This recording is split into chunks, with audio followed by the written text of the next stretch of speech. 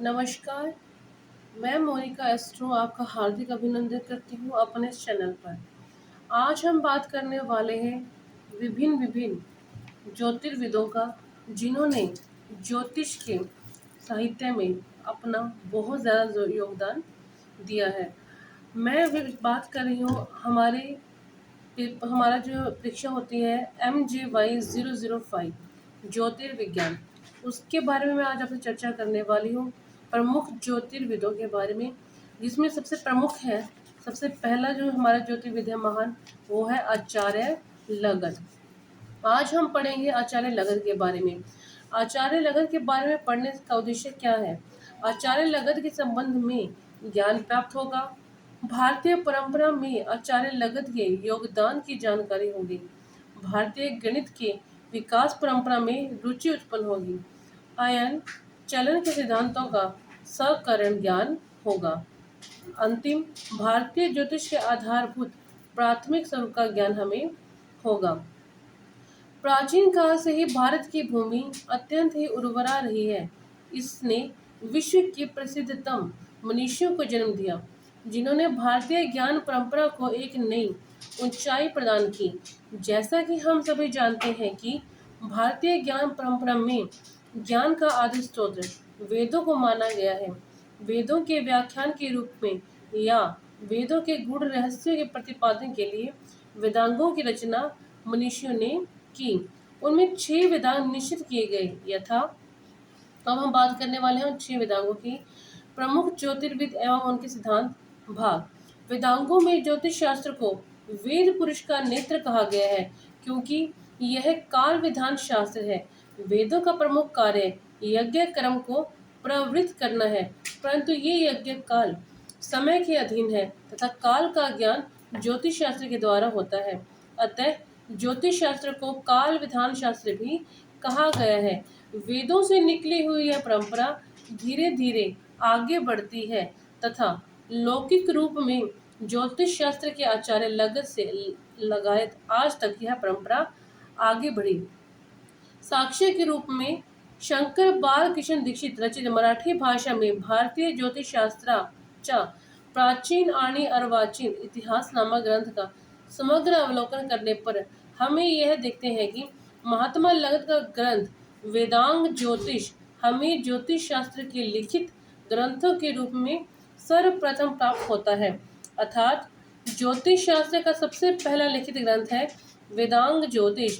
वेदांग ज्योतिष में वैदिक कर्मों के लिए अनेकों काल तथा योगों के निर्धारण के लिए गणितीय सूत्रों का प्रतिपादन किया गया है। इसमें निहित ज्योतिष शास्त्र के तत्व आधुनिक आचार्यों द्वारा निर्धारित काल से भी प्राचीन प्रतीत होते हैं। भारतीय खगोल शास्त्रीय इतिहास के सबसे पहले पाठ के रूप में लगद निर्मित वेदांग ज्योतिष में कई खगोलीय विशेषताओं का विवरण दिया गया है। सामान्यतः यह विवरण सामाजिक और धार्मिक घटनाओं के समय के लिए लागू होता है। इस ग्रंथ में खगोलीय गणनाओं, कैलेंडर संबंधी अध्ययनों का भी विवरण दिया गया है और अनुभवजन्य अवलोकन के लिए नियम स्थापित किए गए हैं। महात्मा लगद आधुनिक खगोल विज्ञान के शैक्षणिक मूलाधार भित्ति के निर्माता थे। अतः खगोल शास्त्रीय अवधारणा के आद्य प्रतिपादक आचार्य के रूप में भी इन्हें स्मरण किया जाता है। महात्मा लगद ऐसे विद्वान हुए जिन्होंने खगोलीय अयन चलन के विषय में गणितीय सूत्र प्रदान किया। इसकी रचना ने ज्योतिष एवं खगोल जगत में एक क्रांति दी। इनके खगोलीय सूत्रों पर अनेक शोध कार्य संपादित किए गए। इस प्रस्तुत अध्याय में हम वेदांग ज्योतिष ग्रंथ के कर्ता महात्मा लगद आचार्य के संदर्भ में ज्ञान प्राप्त करेंगे। अतः अब विस्तार पूर्वक महात्मा लगद के संदर्भ में विचार करते हैं। पहले आता है लगद नाम।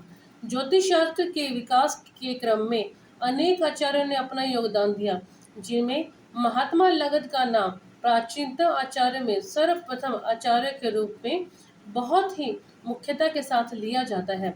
महात्मा लगद वैदिक ज्ञान विज्ञान में विशेष प्रतिभा संपन्न ज्योतिर्विद थे, जिन्होंने विश्व को खगोल एवं ज्योतिष की प्राथमिक परिपाटी पर चलना सिखाया तथा अपने सिद्धांतों के प्रतिपादन से बाद के कालखंड के आर्यभट्ट आदि आचार्यों के प्रतिपादित खगोलीय सिद्धांतों एवं गणितीय सूत्रों की दशा एवं दिशा का निर्धारण करने का मार्ग प्रशस्त किया। लगद आचार्य को विश्व प्रसिद्ध रचना वेदांग ज्योतिष है। महात्मा लगन के नाम को लेकर सामान्य जनों में एवं खगोल ज्योतिष के पाठकों में एक संदेह यह उत्पन्न होता है कि आचार्य का नाम लगद कैसे पड़ा, किनके द्वारा रखा गया, इनके ऋषि पिता कौन थे इत्यादि। इस संदर्भ में आचार्य का नाम स्वयं के द्वारा वेदांग ज्योतिष के ऋक पाठ में श्लोक संख्या 2 के अंतिम चरण तथा याजुष ज्योतिषम के पाठ में श्लोक संख्या 44 के अंतिम चरण में कहा गया है, जिस प्रकार है प्रणमे शीर्षा काल विवाद्यम सरस्वतीम ज्ञान ज्ञानम प्रमक्ष्यामि लगदस्य महात्मनः इत्येतमान सर्वाषणां मुहूर्तो दिन्यतरवाख्यान लगो अभवित। इनमें नाम से संबंध में कोई और साक्ष्य या प्रमाण प्रदर्शक ऐतिहासिक या पुरातात्विक रूप में प्राप्त नहीं होता। अब बात करते हैं जन्म स्थान के बारे में। आचार्य लगन ने अपने ग्रंथ वेदांग ज्योतिष में ग्रंथ रचना स्थान का संकेत किया है। वेदांग ज्योतिष के ऋक्पाठ की श्लोक संख्या 7 और 22 के अनुसार गणना करने पर तथा विभिन्न मतों को एकीकृत विचार सरणी के अनुसार गणितीय प्रकार से वेदांग ज्योतिष का जो काल निकल कर आता है उसी काल का वह ग्रंथ भी होना चाहिए। ऐसा भारतीय ज्योतिष शास्त्र या प्राचीन अर्वाचीन इतिहास के प्रणेता शंकर बालकृष्ण दीक्षित ने अपने इतिहास ग्रंथ में कहा है। गणितीय प्रकार अयन संधि काल के दिनमान नयन का है, जिनके अनुसार अंश अक्षांशीय स्थान अथवा अंश अक्षांशीय स्थान के आसपास वेदांग ज्योतिष का दिनमान इसी ग्रंथ से प्राप्त होता है। और इसी ग्रंथ में अयन संधि के विषुव संधि के अंतराल में दिनमान की दैनिक वृद्धि भी कही गई है, जो कि दिनमान प्रतिदिन एक समान वृद्धि से बढ़ता है। ऐसा मानकर कही गई उक्त अक्षांशों के आसन कश्मीर एवं तक्षशिला नगर प्राप्त होते हैं और संभवतः इन्हीं नगरों के आसन और इनके अंतराल में पड़ने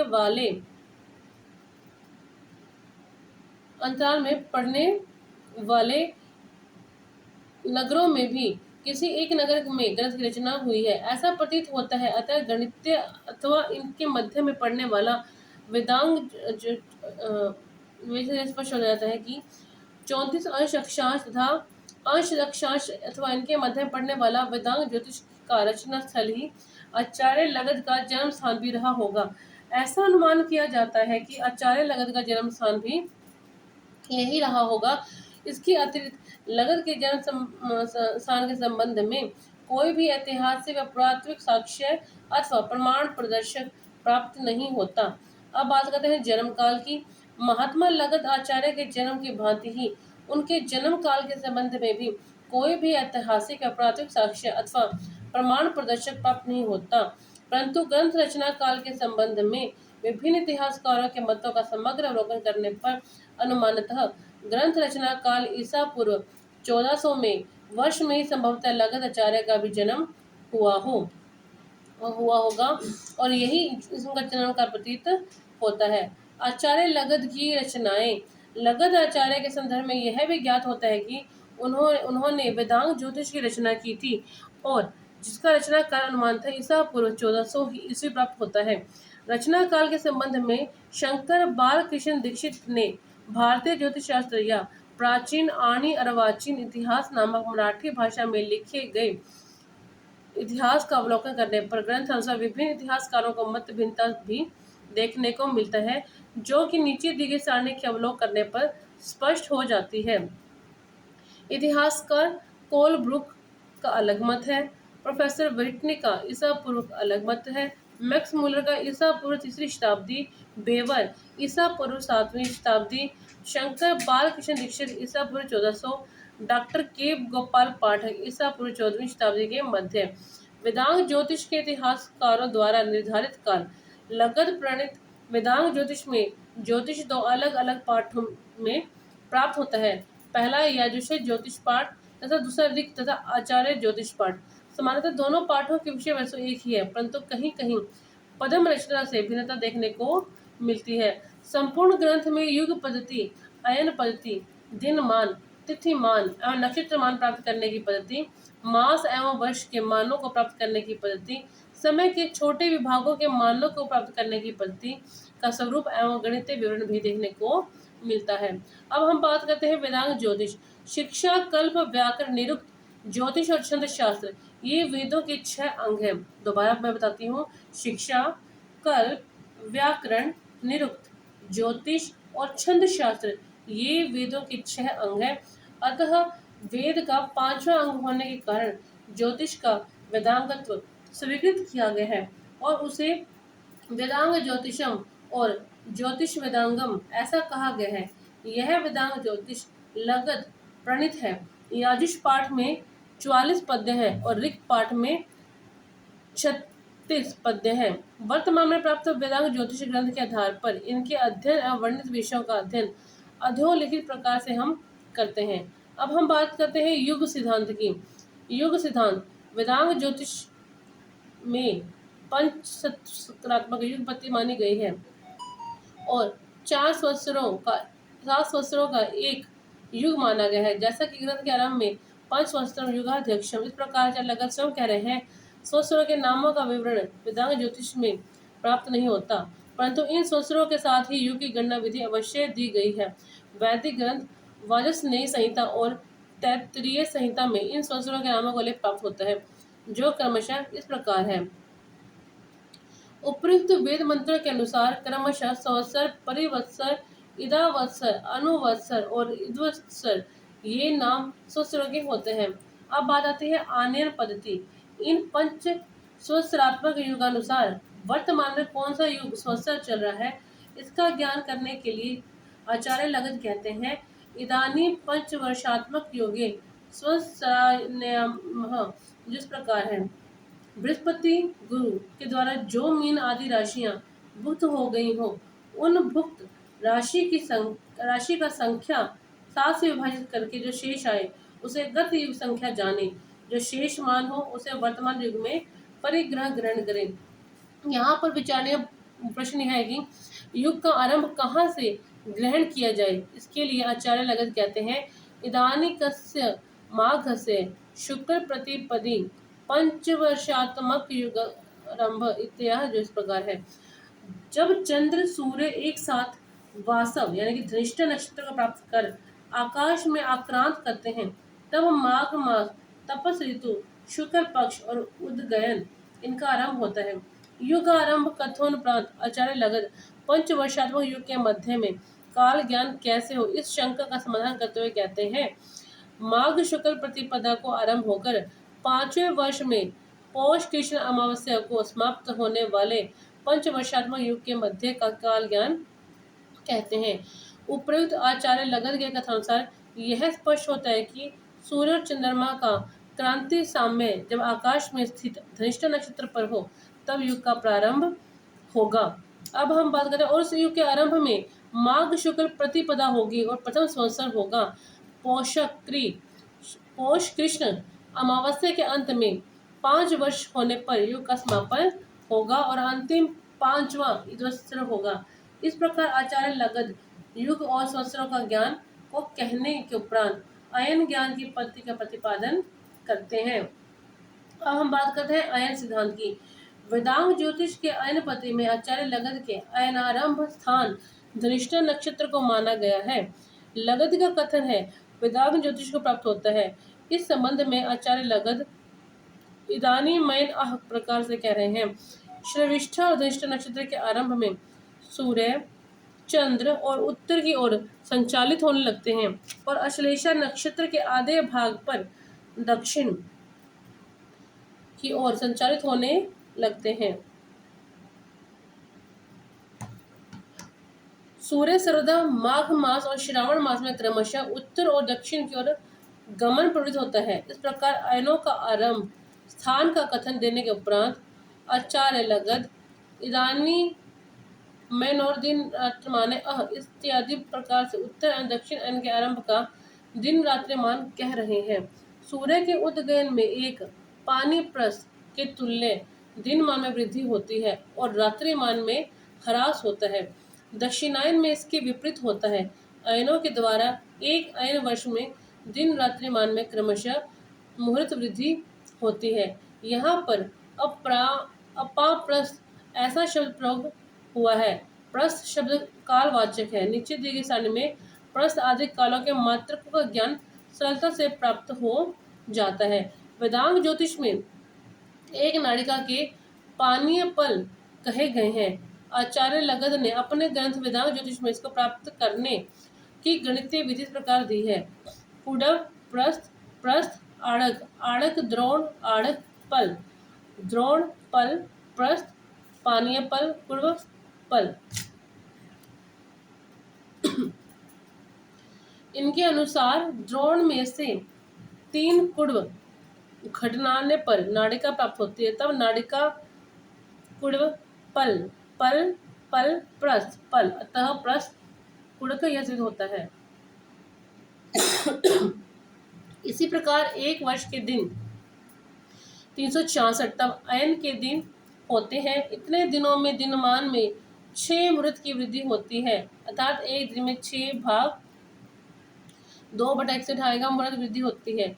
इसको 12 मुहूर्त में जोड़ने पर दिनमान होगा। ऐसा दिनमान नयन विधि में कहा गया है, जो इस प्रकार है। अर्थ अयनारंभ दिन से उत्तर अयन का जो भूदिनमान होगा तथा दक्षिणायन के आरंभ दिन के से दक्षिणायन का जो गत भूदिनमान होगा उसको अयनांतर्गत बुधिनमा में से घटाकर जो शेष भूदिनमान प्राप्त होते हैं उसे 2 से गुण कर गुणनफल में भाग देने पर लब्ध फल और 12 मुहूर्त सहित करे जोड़े तब मुहूर्तात्मक दिनमान होगा। तिथि नक्षत्रमान सिद्धांत। वेदांग ज्योतिष के पंचांग पद्धति में आचार्य लगद ने प्रथमतः पर्वगण के आनयन की विधि कही गई है। यह विधि ठीक वैसी है जैसे आर्यभट्ट प्रभृति आचार्य ने अहर्गणायन की विधि कही है। इदानीम युगादिरिष्ट पर्व पर्यंत पर्वगणनान्यमः इस प्रकार का लगद कथन वेदांग ज्योतिष में प्राप्त होता है। वर्तमान गत सौर वर्ष में 1 घटाकर शेष को 12 से गुणा कर दें और गुणनफल को 2 से गुणा करके गत पर्व में जोड़ दें। अब द्विगणित संयुक्त मान में 60 का भाग देकर निरग्र शेष को पुनः संयुक्त मान में जोड़ने से जो योगफल प्राप्त होता है उसे ही पर्वों की राशि अर्थात पर्व गण कहते हैं। पंचवर्षात्मक युगों के दूसरे वर्षों के आरंभ में पर संख्या प्राप्त करने के लिए सर्वप्रथम गत वर्ष को 12 से गुणा और गत वर्ष को 0 जोड़ने पर योगफल 24 प्राप्त होता है। इस प्रकार हमने बात की उनके सिद्धांतों के बारे में। अब हम बात करते हैं वर्ष संख्या में 2 में से 1 घटाने पर 1 प्राप्त होता है। यह गत पर संख्या हुई। इस गत पर संख्या को क्रमशः 12 तथा 2 से गुण कर गुणफल 24 में से गतमास संख्या 7 को भी जोड़ देंगे। योगफल जो होगा इस योगफल में द्विगुणित मान में 60वां भाग पुनः द्विगुणित सहित मान में जोड़ने का योगफल प्राप्त होता है। यही फल संख्या पर संख्या और पर्वगण होगा। ऊपरी गणित को स्पष्ट करने के लिए यहाँ पर गणोत्पत्ति प्रदर्शित करते हैं जो इस प्रकार है। आपको स्क्रीन पे दिखाई दे रही होगी। हाँ जी। अब वर्तमान सौर वर्ष में 1 कम करने पर गत 100 वर्ष मान होगा। इस गत 100 वर्ष मान के को द्विगुणित करने पर गत वर्षांत के गत 100 पर्व संख्या होगी। यहाँ पर वर्तमान चांद्र वर्षीय गत चांद्र पर्व संख्या के तुल्य ही रवि गत पर्व संख्या जोड़ी गई। इस प्रकार चांद्र पर्व के आगे के जो रवि पर्व होंगे उनके अंत तक रवि पर्वगण और सौर पर्व में अधिक पर्व मान प्राप्त होगा। अब हम बात करते हैं नक्षत्रायन विधि की। अब आपने स्क्रीन पे देख लिया है क्या हमने करना है। अब हम बात करें नक्षत्रायन विधि। पूर्वोक्त में इत्यादि प्रकार से वर्तमान वर्ष के 12 मासों में इस चंद्र पक्ष प्राप्त करें। इन पक्षों को 11 से गुण दें और चंद्र का भांश होगा। यदि चंद्र पक्ष के पक्ष में हो तो पूर्वागत भांश में 124 नक्षत्रांश का आधा जोड़ेंगे तब चंद्रमा का भांश होगा। उपपत्ति अब हम बात करें पत्ते की। यहाँ पर गणित विधि को स्पष्ट करने के लिए पत्ती प्रदर्शित की गई है कि एक युग में कितने चांद्रमास चंद्र भगण होते हैं, नक्षत्र होते हैं, भगण होते हैं, नक्षत्र होते हैं। इसके बारे में इसमें बताया गया है। अब हम बात करते हैं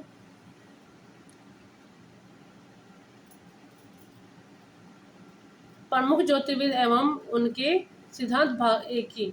जिस पात्र में पल के तुल्य जल धारित हो और स्थापित हो, उस पात्र की एक आढ़क ऐसी संज्ञा होती है, अर्थात पल बराबर एक आढ़क। जब उस आढ़क मान से द्रोण का मापन करें, 3 कुड़ुम मान से उस एक द्रोण को मान को विहीन करें, तो यह एक नाड़िका का प्रमाण होता है। जिस प्रकार प्राचीन आचार्य ने जल के द्वारा 60 पल में पूर्ण होने वाली जल घटिका निर्मित की थी, उस जिसमें प्रति पल पल मात्र जल निःसरित होता है, उसी प्रकार ज्योतिष वेदांत काल में एक ही जल यंत्र निर्मित हुआ था। ऐसा आचार्य लगद के श्लोक पर दिए गए आख्यान स्पष्ट होता है। जिस जल घटी यंत्र से 69/4 परस के तुल्य जल घटी यंत्र के अधो छिद्र से एक घटी काल में निःसरित होता है, वैसे प्रस्थ तुल्य जिस जल निःसरण काल को पानीय पल कालवत प्रस्थ काल संज्ञा होती है। इसी प्रकार आढ़क तुल्य जल निःसरण काल आढ़क संज्ञा कहा जाएगा, जिसमें पल काल का मान पल होगा। क्योंकि वेदांग ज्योतिष के अनुसार 100 दिन में इतने बताए गए कितने सौर प्रस्थ होते हैं, और दोनों कालों में अनुपाती मान भी 100 दिन के प्रस्थ काल के बराबर होता है। वह लगत का योगदान। वेदांग ज्योतिष काल में भारतीय खगोल शास्त्र एवं ज्योतिष के संदर्भ में या संबंध में हम ऐसे ऐतिहासिक साक्ष्यों की बारीकी से अवलोकन करते हैं, तो हमें ज्ञात होता है कि उस काल में महात्मा लगद आचार्य ने इन शास्त्रों के मौलिक और आधारभूत खगोलीय और ज्योतिषीय तथ्यों का संकलन ऋग्वेद एवं यजुर्वेद में आए हुए खगोल ज्योतिषीय ऋचाओं का आगमन मानकर किया था। इन दोनों वेदों में सूर्य, चंद्र, बृहस्पति आदि के नामों का उल्लेख के साथ नक्षत्रों के नामों का भी प्राप्त होता है। ऋग्वेद में श्रविष्ठा, धनिष्ठा, अश्वयुग, अश्विनी, शतभिक, अघा, मघा, अर्जुनी, पनगुनी, तिष्य, पुष्य, चित्रा, रेवती आदि नक्षत्रों के नाम प्राप्त होते हैं। तैत्तरीय संहिता के चतुर्थ, अष्टक के चतुर्थ, प्रण पाठक के अनुवाक 10 में कृतिका नक्षत्र मर्दिवात नेरुचस में सोम बताया गया है कि इसी के आगम मानकर आचार्य लगद ने वेदांग ज्योतिष में जो द्राघखेगे इन नक्षत्रों के नाम बताए गए हैं। अनों का परिमाणयन। वेदों में अयन चरण के संबंध में भी संकेत मिलते हैं। तैत्तरीय संहिता के षष्ठ अष्टक के पंचम पर पाठक के अनुवाक में तस्मादि षण्मासों इत्यादि अणों का विवरण उपलब्ध होता है। आचार्य लगद ने इसी को आगम मानकर वेदांग ज्योतिष में अयनों के संबंध में विस्तृत विवेचना के साथ साथ अयन चरण के संबंध में प्रथम सप्तम प्रदर्शन किया है। पंचांग निर्माण के लिए नक्षत्र, तिथि, करण, दिनमान, मास, वर्ष, चंद्र संबंधी अधिमास, सौर मास इत्यादि का निर्धारण करने की विधि भी आधारभूत संरचना आचार्य लगद द्वारा दी गई है। जैसा कि आचार्य स्वयं उपसार में कह रहे हैं, भारतीय ज्ञान विज्ञान एवं सामाजिक एवं व्यवहारिक ज्ञान, कर्मकांड और तकनीकी ज्ञान का आगम स्रोत वेद है। इन्हीं वेदों की ऋचाओं को आधार मानकर आगम के रूप में स्वीकृत कर आचार्य लगद ने वेदांग ज्योतिष शास्त्र का निर्माण ईसा पूर्व 14वीं शताब्दी में किया था। चूंकि याग आदि को प्रवृत्ति वेदों के द्वारा ही होती है और यज्ञाधिकृत काल की आश्रित है तथा समय का ज्ञान का भान करने में सम्मत जो वाणिक विधा है वह है खगोल एवं ज्योतिष शास्त्र। ज्योतिष शास्त्र का आगम वैदिक ऋचाएं है और इनका प्रमाणीकरण वैदिक विज्ञान में आए हुए खगोल शास्त्रीय तत्व है। अतः यह शास्त्र वेदों के प्रधान अंग है, जिसे वेदांग ज्योतिष ऐसा कहा गया है। इन वेदांग शास्त्र की रचना आज से अक्षांश के अंतराल में आने वाले नगर कश्मीर तथा तक्षशिला में हुई। आचार्य के लगद की जन्मभूमि एवं कर्म भूमि भी ही नगर होंगे, ऐसा इसके द्वारा माना गया है। अब हम बात करते हैं अगले विषय के बारे में।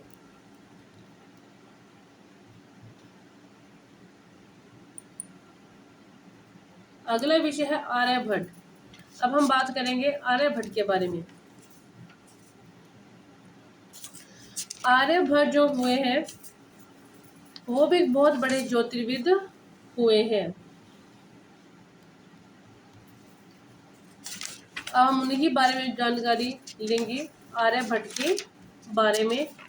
आर्यभट्ट जो थे उनके संबंध में इसका पाठ करने से ज्ञान प्राप्त होगा।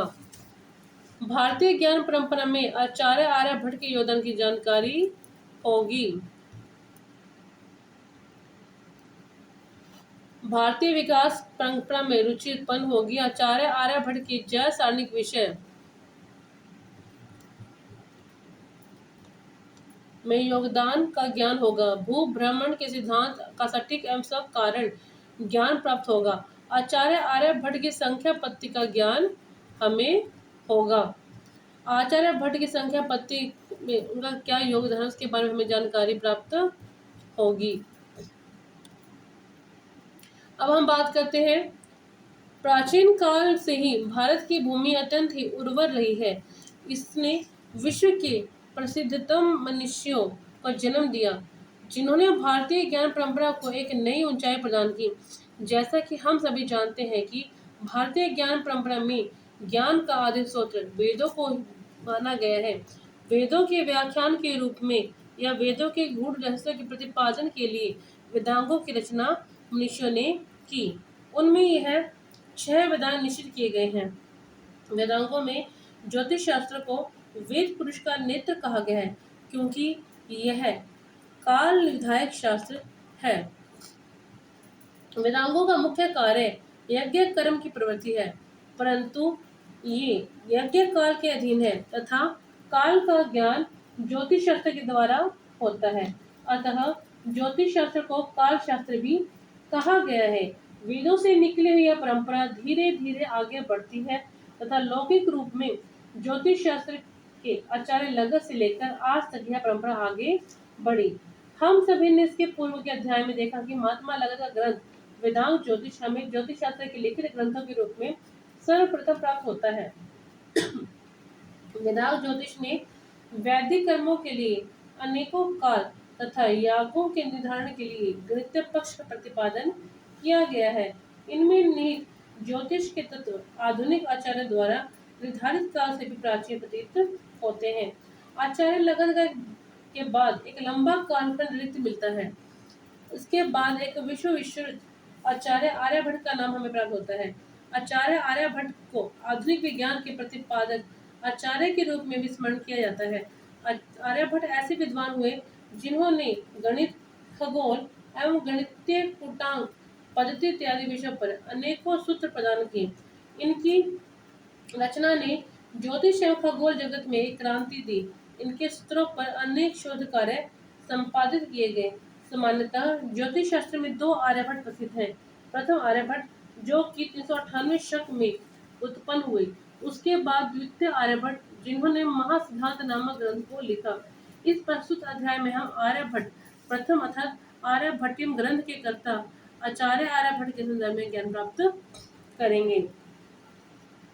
अब हम बात करते हैं आर्यभट्ट की। ज्योतिष शास्त्र के विकास के क्रमों में अनेक आचार्यों ने अपना योगदान दिया, जिसमें आर्यभट्ट ने का नाम प्राचीन आचार्य में बड़े ही मुख्यता के साथ लिया जाता है। आर्यभट्ट विशेष प्रतिभा संपन्न ज्योतिर्विद थे। वह एक महान गणितज्ञ थे जिन्होंने समस्त विश्व को गणित की एक नई परिपाटी पर चलना सिखाया तथा अपने नवीन सिद्धांतों के प्रतिपादन से आधुनिक विज्ञान की दशा एवं दिशा को परिवर्तित कर दिया। आर्यभट्ट की विश्व प्रसिद्ध रचना आर्यभट्टियम है। आर्यभट्ट के नाम को लेकर सामान्य जनों में एक संशय रहता है, आचार्य का नाम आर्यभट्ट है या आर्यभट्ट। इस संदर्भ में आचार्य अपना नाम स्वयं है 10 गीतिका पादे बताते हैं। वह लिखते हैं, आचार्य आर्यभट्ट गणित, गोल एवं काल क्रियापाद को बताते हैं। अतः उन्होंने स्वयं को ही अपना नाम आर्यभट्ट बताया है। जन्म स्थान, आर्यभट्ट ने अपने ग्रंथ आर्यभट्टियम में अपने ज्ञान प्राप्ति के स्थान का उल्लेख किया है। वह कहते हैं कुसुमपुरे अभ्यर्चितम ज्ञानम, अर्थात उन्होंने कुसुमपुर में रहकर के अध्ययन किया था। विद्वानों का मत है कि उनका जन्म स्थान कुसुमपुर है। कुसुमपुर नामक स्थान को लेकर विद्वानों के बीच सर्वथा मतभेद रहा है। कुछ विद्वान यह मानते हैं कि आचार्य आर्यभट्ट नर्मदा और गोदावरी के मध्य के क्षेत्र में पैदा हुए हैं, जिसे असमक देश के रूप में माना जाता था। इस स्थान में महाराष्ट्र और मध्य प्रदेश के कुछ हिस्से आते हैं। दूसरी ओर कुछ विद्वान यह मानते हैं कि प्राचीन काल में पाटलिपुत्र उच्च शिक्षा का केंद्र रहा है। आचार्य आर्यभट्ट अध्ययन के लिए निश्चित ही किसी न किसी कुसुमपुर उच्च शिक्षा के लिए गए होंगे। अब हम बात करते हैं गुप्त साम्राज्य के अंतिम समय में आचार्य आर्यभट्ट वहां निवास करते थे। कुछ नए शोधों के अनुसार यह बात सामने आती है कि आचार्य आर्यभट्ट केरल के ताम्रवत्तम के निवासी थे। कुछ आचार्य के मत से अस्मका एक जैन प्रदेश है जो कि जैन आचार्यों के तीर्थ स्थल श्रवण बेलगोला के चारों तरफ स्थित है। इस स्थान पर पत्थरों की दिखता है, जिसके कारण से यहाँ पर पत्थरों के खंभों का निर्माण अत्यधिक मात्रा में होता था। इसी के कारण इस स्थान का नाम अस्मका पड़ा। इस शोध में यह भी कहा गया है कि आर्यभट्ट ने युगों की गणना में राजा भरत का जिक्र किया है। 10 गीतिका पाद के 5वें आर्य में राजा भरत के गत काल का वर्णन प्राप्त होता है और उस काल में इस प्रकरण में कहे गए अस्मका था कुसुमपुर में एक प्रसिद्ध जैन विश्वविद्यालय था, जहाँ जैन आचार्यों का विशेष प्रभुत्व रहा। आर्यभट्ट का नाम धीरे धीरे प्रसारित होते होते इस स्थान पर पहुंचा तथा आर्यभट्ट को यहाँ से प्रसिद्धि मिली। जन्म काल आचार्य आर्यभट्ट के जन्म काल के संदर्भ में अधिक विवाद नहीं है, क्योंकि आर्यभट्ट ने अपने जन्म काल का उल्लेख स्वयं ही अपने ग्रंथ आर्यभट्टियम में किया है। उन्होंने अपने ग्रंथ में लिखा है, कलयुग के 60 वर्षों की 60 आवृत्ति बीत जाने पर तथा 3 युगपाद अर्थात सत्ययुग, त्रेता तथा द्वापर के भी बीत जाने पर जब हमने आर्यभट्टियम ग्रंथ की रचना की तो उस वर्ष मेरी अवस्था 23 वर्ष की थी। इसके अनुसार यदि 421 शक में से 23 घटा दिए जाते हैं तो 398 शक आचार्य आर्यभट्ट का जन्म काल निश्चित होता है। आर्यभट्ट की रचनाएं।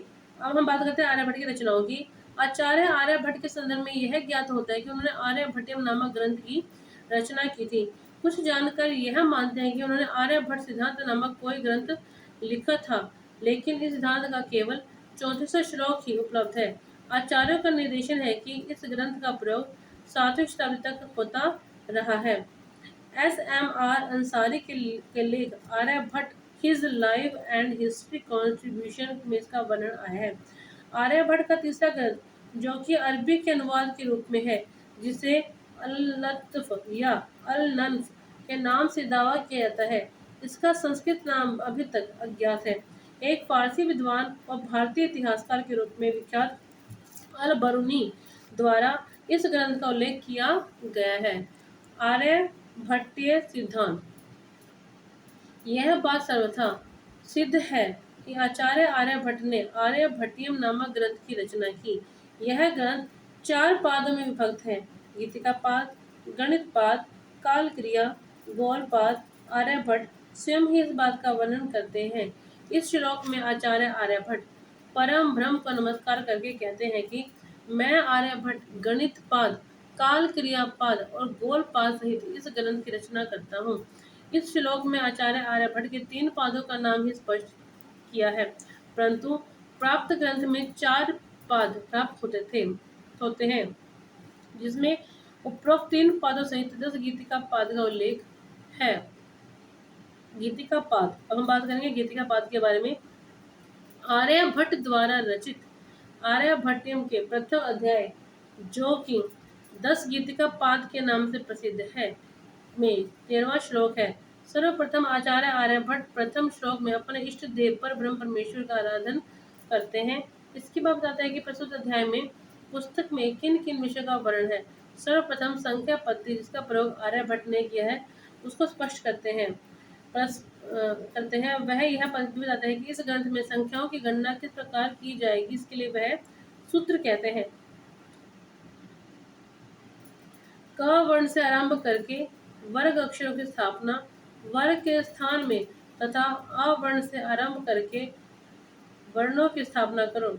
ड एवं म वर्ण का योग व वर्ण के बराबर होता है। वर्ग के वर्ण और अ से लेकर के ओ तक इकाई से आरंभ करके दो दो के बढ़ते क्रम में शून्य को प्रकट करते हैं। इस प्रक्रिया को हम अधोनिर्दिष्ट चक्र के माध्यम से समझने का प्रयास करते हैं। क 1, ख 2, ग 3, घ 4, ड 5, च वर्ग में, च 6, छ 7, ज 8, छ 9, ञ 10, ट वर्ग, ट 11, ठ 12, ड 13, ठ 14, ण 15, स वर्ग, ट 16, थ 17, द 18, ध 19, न 20। अब बात करते हैं प वर्ग। प 21, फ 22, ब 23, य वर्ग, य 30, र 40, ल 50, श 70, श षटकोण वाला 80, स 90। अब हम आगे चलते हैं प्रमुख ज्योतिर्विद एवं सिद्धांत भाग 1 में। गणित पाद। आर्यभट्टियम में गणित पाद का विशेष महत्व है।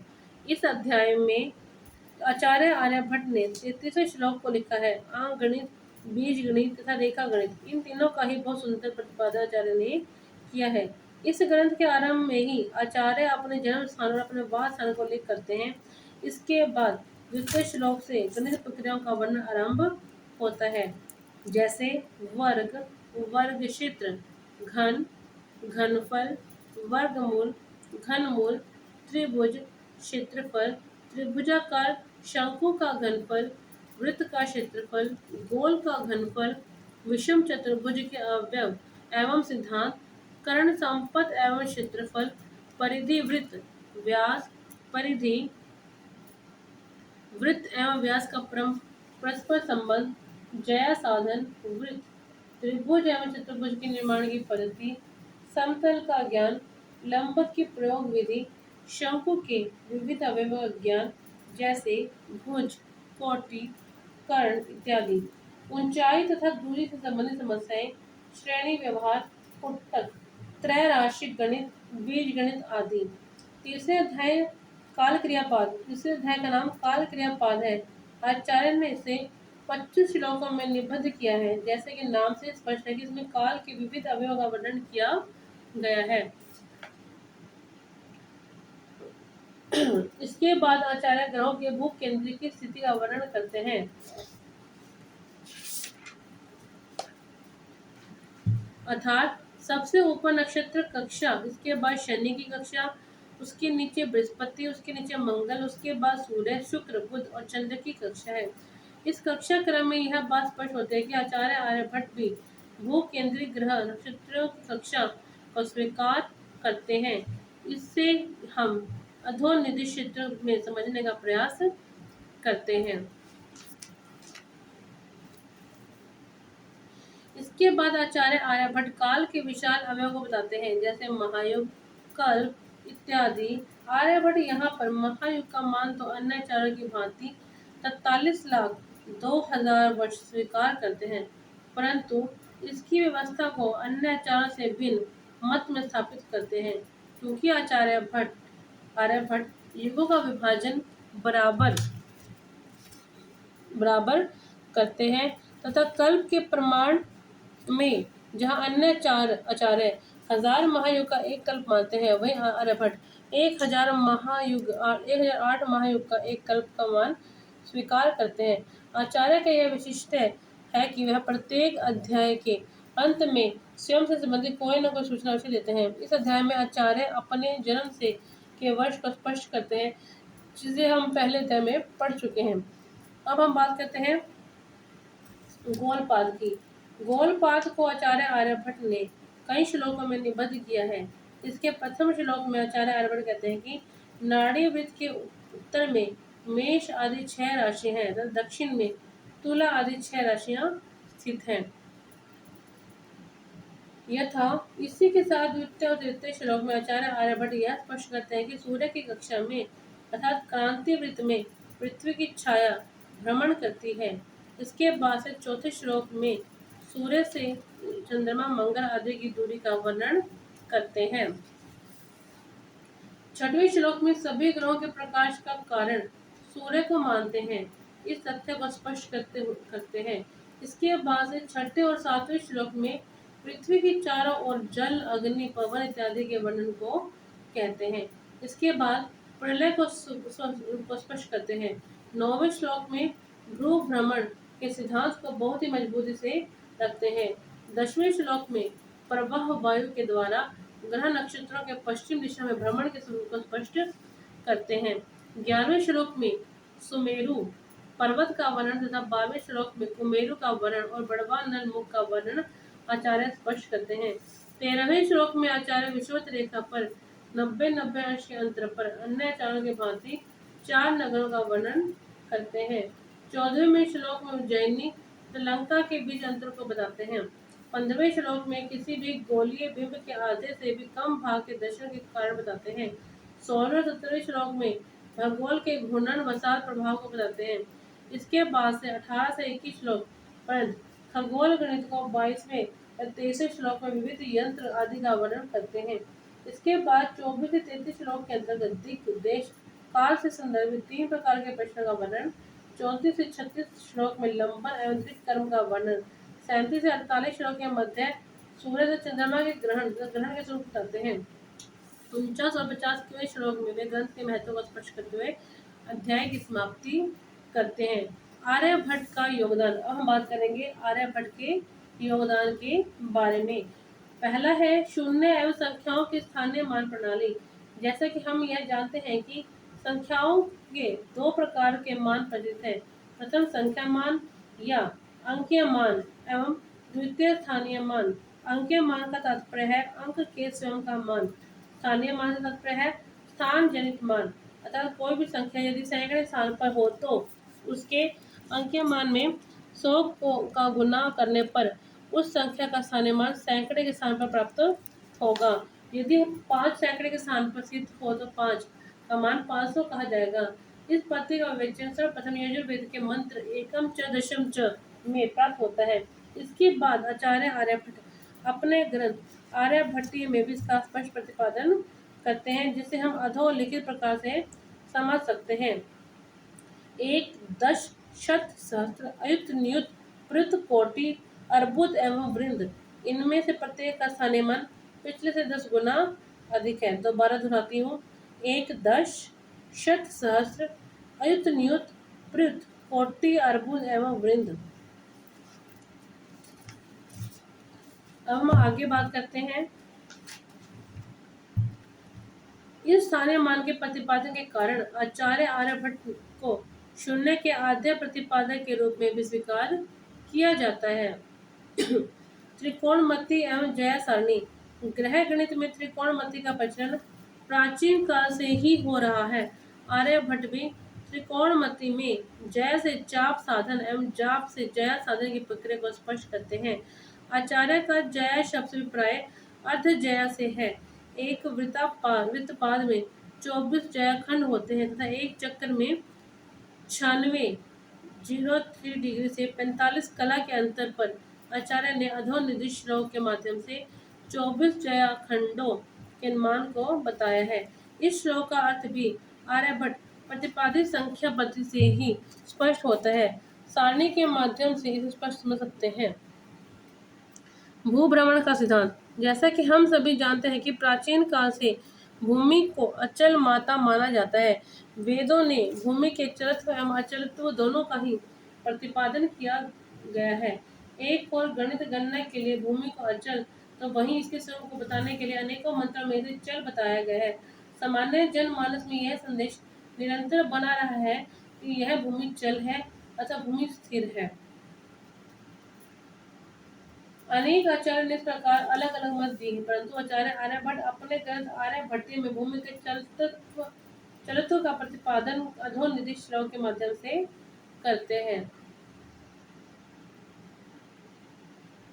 जैसे कोई व्यक्ति नाव में बैठा हो और नाव जब पानी में आगे बढ़ती है तो वह नाव को स्थिर और किनारों पर चलते हुए देखता है, यह उसे प्रतीति होती है। ठीक उसी प्रकार चल भूमि पर लंका में बैठे मनुष्य प्रतिदिन तारों को, ग्रहों को पश्चिम दिशा में जाते हुए देखते हैं। ग्रहों के उदय एवं अस्त के निमित्त प्रवाह वायु के द्वारा यह समस्त पंजर पश्चिम की ओर घूमता हुआ दिखाई देता है।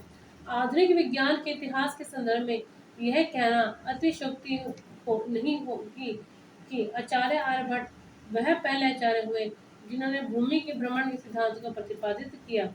आर्यभट्ट ने सर्वप्रथम भूमि के चरित्र का प्रतिपादन तो किया ही, इसके साथ उन्होंने भू केंद्रीय ग्रह कक्षा का भी निर्वचन अपने ग्रंथ में स्पष्ट रूप से किया, जिसे हम अभी पढ़ चुके हैं।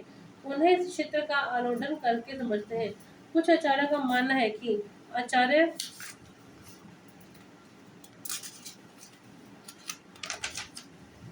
सूर्य पश्चिमी सूर्य केंद्रित ग्रह कक्षा के पक्षधर थे। व्यास और परिधि का संबंध अर्थात पाई। पश्चिमी जगत में पाई का मान प्राचीन काल से ही रहस्य बना रहा।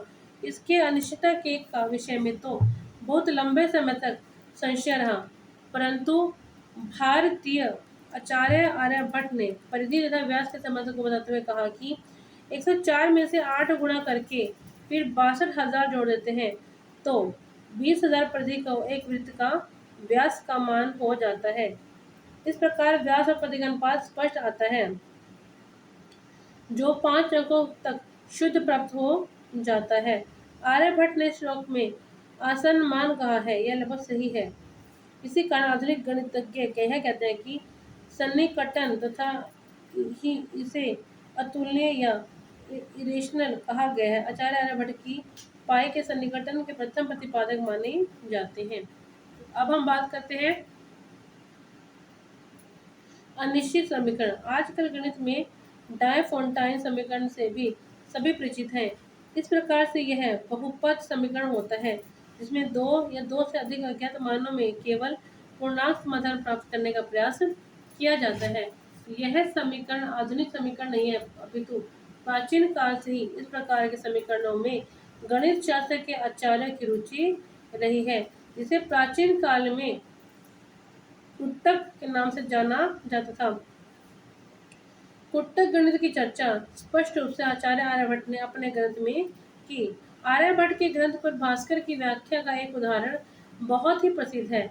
वह संख्या ज्ञात करे जिसे 8 से विभाजित करने पर शेष के रूप में 5 बचता हो, अथवा 9 से विभाजित करने पर सिर्फ 4 बचता हो। 7 से भाग देने पर शेष के रूप में केवल 1 बचता है। वास्तविक भू परिधि आर्यभट्ट के अनुसार पृथ्वी की परिधि 39,968 किलोमीटर है, जबकि आधुनिक विज्ञान इसे 40,075 किलोमीटर बताता है। इस प्रकार आर्यभट्ट का मान वास्तविक मान से केवल 0.2% छोटा है। आर्यभट्ट ने पृथ्वी के नक्षत्र घूर्णन के संबंध में भी सटीक गणना को प्रस्तुत किया है। उन्होंने इसकी गणना 23 घंटे 56 मिनट और 4.1 सेकंड के रूप में की। यह अविश्वसनीय रूप में आधुनिक समय के 23 घंटे 56 मिनट और 4.091 सेकंड की गणना के करीब है, जिसमें केवल 0.09 सेकंड का अंतर है। इसी प्रकार आर्यभट्ट के नक्षत्र वर्ष का मान 365.25858 दिनों के रूप में बताया गया है, जो आज के समय में प्राप्त गणना के अनुसार वर्ष के लंबाई की तुलना में सिर्फ 3 मिनट और 20 सेकंड अंतरित है, जो 365.25636 दिन है। अपने समय में आचार्य आर्यभट्ट के वर्षमान की गणना सबसे सटीक मानी जाती थी। अब हम बात करते हैं क्षेत्र मिति। आचार्य आर्यभट्ट ने क्षेत्र मिति से संदर्भित अनेक सूत्र दिए। त्रिकोण मिति के संदर्भ में हम पूर्व में ही पढ़ चुके हैं। त्रिभुज के क्षेत्रफल के संबंध में आचार्य का एक सूत्र अति प्रसिद्ध है। आचार्य आधार के अधभाग को लंब से गुणा करने पर गुणनफल त्रिभुज का क्षेत्रफल प्राप्त होता है। इस प्रकार आचार्य ने त्रिकोण के साथ षटकोण के भी क्षेत्रफल के आनयन की विधि बताई है। उसके बाद समवृत्त का क्षेत्रफल, उसके बाद घन गोल फल के आनयन की विधि को भी बहुत स्पष्ट तरीके से बताया है।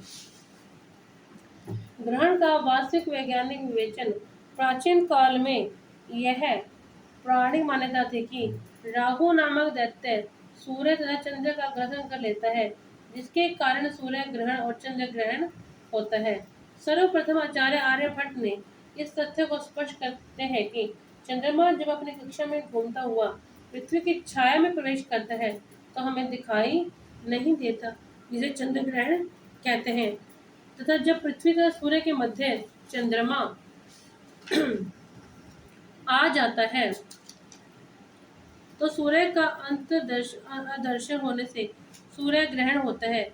सूर्य ग्रहण की स्थिति को हम अधोनिर्मित चित्र के माध्यम से समझ सकते हैं।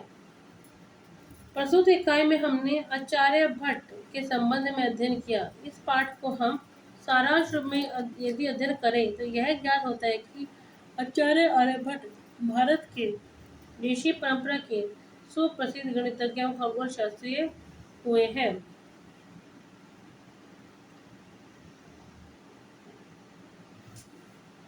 आचार्य आर्यभट्ट का नाम दो प्रकार से प्राप्त होता है, आचार्य आर्यभट्ट और आर्यभट्ट। इनका संबंध वास्तविक आर्यभट्ट ही था। इनका जन्म कुसुमपुर नामक स्थान में हुआ था।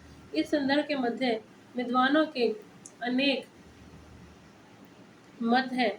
इनका जन्म 421 शक में हुआ था। इनकी रचनाओं के संदर्भ में 3 पुस्तकें उपलब्ध है, आर्यभट्टियम, आर्यभट्ट सिद्धांत, जिसका अरबी अनुवाद हुआ अल-नत्फ या अल-नन्फ। इनका संस्कृत में कोई नाम प्राप्त नहीं होता, परंतु इन तीनों भागों में आर्यभट्टियम नामक ग्रंथ ही वर्तमान रूप में उपलब्ध है। प्रस्तुत ग्रंथ में 4 अध्याय हैं, जिसे दशगीतिका पाद, गणित पाद, काल क्रिया पाद, गोल पाद के नाम से हम जानते हैं। दशगीतिका पाद में 13 श्लोक है। इस प्रकार गणित पाद में 33 श्लोक है, काल क्रिया पाद में 25 श्लोक है। गोल पाद के 50 श्लोक उपलब्ध होते हैं। आचार्य आर्यभट्ट ने गणित के साथ साथ खगोलीय विषयों को भी विधिवत विवेचन किया है। आचार्य आर्यभट्ट के कुछ विशिष्ट अवदान आधुनिक गणित खगोल विज्ञान को सुदृढ़ करते हैं तथा उनके सिद्धांतों को दृढ़ता से स्थापित करते हैं, जैसे शून्य और संख्याओं से स्थानीय मान प्रणाली, त्रिकोणमिति, जया सारणी, भूभ्रमण का सिद्धांत, व्यास एवं परिधि का सटीक संबंध और पाई का निश्चित होना, अनिश्चित समीकरण, वास्तविक भूपरिधि क्षेत्रमति ग्रहण का वैज्ञानिक विवेचन। इस प्रकार आज हमने क्या क्या पढ़ा? 2 प्रमुख ज्योतिर्विदों के बारे में पढ़ा। कौन कौन से प्रमुख ज्योतिर्विद हैं? आचार्य लगध और आर्यभट्ट। इनके बिना हम ज्योतिष शास्त्र के बारे में सोच भी नहीं सकते। ये दोनों ही क्या है? रत्न है इसके, हमारे ज्योतिष शास्त्र के। इनके बिना ज्योतिर्विद किताब का जो अध्ययन है वह संभव नहीं है। अब हम पढ़ेंगे वराहमिहिर, लल एवं ब्रह्मगुप्त और बटेश्वर व श्रीपति के बारे में।